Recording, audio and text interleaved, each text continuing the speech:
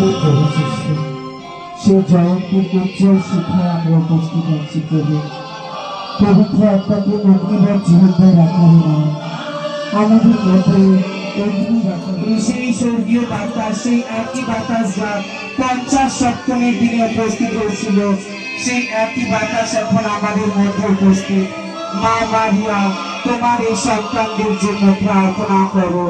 পবিত্র আত্মা নেমে এসো, ভক্তমণ্ডলীর ওপর নেমে এসো, খ্রিস্ট বিশ্বাসীদের ওপর নেমে আসো। তোমার আগমনে এখানে উপস্থিত সকল খ্রিস্ট বিশ্বাসীদের পুনর্নবীকরণ ঘটুক। এই পবিত্র আত্মা আমাদের সকলের হৃদয় প্রভু যিশুর প্রতি বিশ্বাস এবং তার প্রতি ভক্তি ভালোবাসার অগ্নি আমাদের সকলের হৃদয় তুমি প্রজ্বলিত করো।